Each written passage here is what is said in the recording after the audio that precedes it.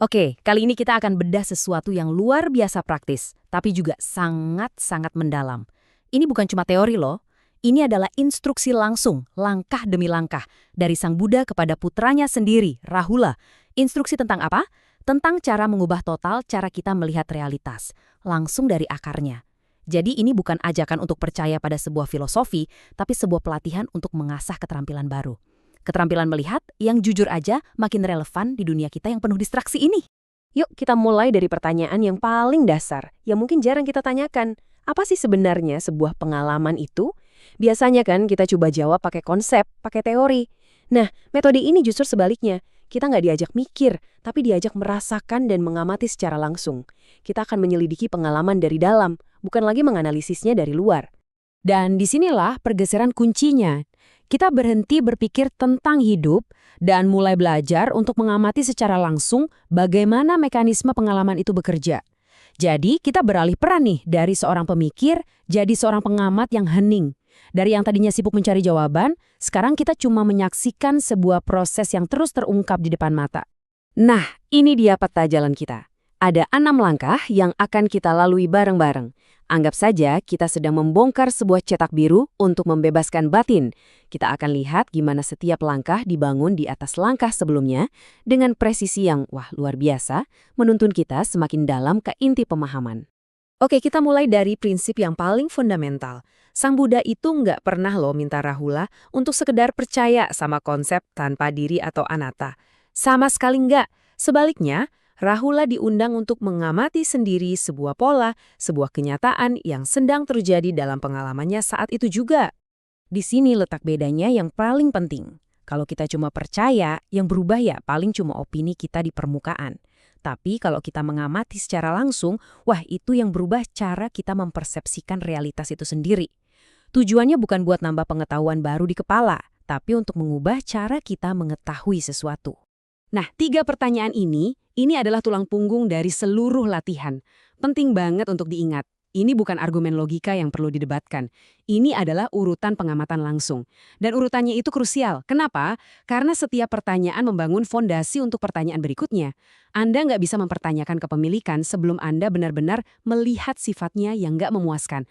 Dan Anda nggak akan melihat itu sebelum Anda benar-benar menghayati ketidakkekalannya. Mungkin ada yang bertanya, kenapa sih latihannya dimulai dari indera? Dari kegiatan sesimpel melihat.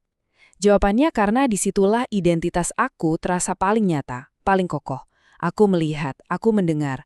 Pengalaman indrawi itu kan fondasi dari dunia ego kita. Jadi untuk membongkar ilusi aku, Sang Buddha memulainya dari fondasi yang paling konkret dan paling kita yakini. Di sini kita mulai membedahnya. Apa yang kita sebut melihat itu sebenarnya bukan satu kejadian tunggal. Ini mirip seperti kita melihat sungai. Dari jauh kelihatannya kan satu entitas yang utuh, namanya sungai. Tapi begitu kita lihat lebih dekat, yang ada hanyalah aliran air yang terus bergerak, nggak pernah sama. Nah, melihat juga gitu. Begitu diurai, si pelakunya hilang. Yang tersisa hanyalah proses. Ini dia 5 komponennya. Dan poin terpentingnya adalah ini. Apa yang kita sebut dunia pengalaman kita, itu hanya muncul ketika kelima komponen ini bertemu, walau cuma sesaat. Kalau salah satu aja nggak ada, ya nggak ada pengalaman. Jadi, hidupku yang rasanya begitu solid ini sebenarnya cuma rangkaian kemunculan dan pelenyapan dari proses-proses sesaat ini.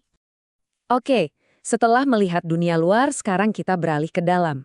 Untuk bisa melihat batin dengan jernih, alat yang kita pakai untuk melihat, yaitu batin kita sendiri, harus bersih, nggak boleh terdistorsi. Dan itu semua dimulai dari integritas, dari ucapan dan perbuatan kita sehari-hari. Analogi yang diberikan Sang Buddha di sini, kuat sekali. Batin kita diibaratkan seperti sebuah wadah air. Jadi, kejujuran absolut itu bukan sekadar aturan moral yang kaku, tapi ini adalah syarat teknis supaya persepsi kita jernih. Batin yang terbiasa bohong, yang terbiasa memutarbalikkan fakta, nggak akan pernah bisa melihat kenyataan apa adanya. Nah, analoginya dimulai saat Sang Buddha menunjukkan sedikit sisa air di dalam wadah.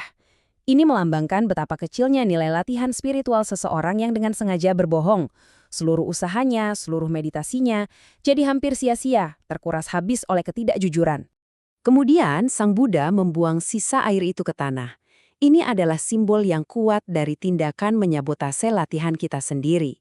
Jadi, setiap kebohongan yang disengaja itu bukan cuma kesalahan kecil, tapi sebuah tindakan yang secara aktif meruntuhkan fondasi yang sudah susah payah kita bangun. Selanjutnya, wadah itu dibalikkan, ditelungkupkan. Poin krusialnya apa? Batin yang terbiasa memutarbalikkan fakta itu jadi seperti wadah terbalik. Mau ajaran seberharga apapun yang dituangkan ke atasnya, yang nggak akan bisa masuk. Batin itu secara struktural sudah menolak kebenaran. Dan yang terakhir, wadah itu ditunjukkan dalam kondisi kosong dan terbalik. Ini gambaran bahwa tanpa fondasi kejujuran, yang nggak ada dasar sama sekali di mana kebijaksanaan bisa tumbuh. Latihannya jadi tandus, jadi mandul tanpa pijakan sedikit pun untuk berkembang. Nah, setelah fondasi integritas kita tegakkan, lahan batin ini perlu diolah lagi. Sebelum kita bisa mencapai konsentrasi yang tajam, kecenderungan batin kita untuk bereaksi, seperti marah, iri hati, atau gelisah, itu harus ditenangkan dulu. Kalau enggak, pengamatan kita cuma akan diobrak-abrik oleh badai emosi internal. Keempat sikap batin ini bukan cuma emosi positif biasa ya, ini adalah alat yang sangat teknis. Meta itu penawar bagi reaksi penolakan. Karuna melunakkan agresi. Mudita memotong akar dari iri hati dan sifat suka membanding-bandingkan.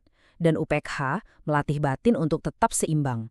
Masing-masing secara sistematis membersihkan rintangan utama yang menghalangi perhatian yang stabil dan jernih.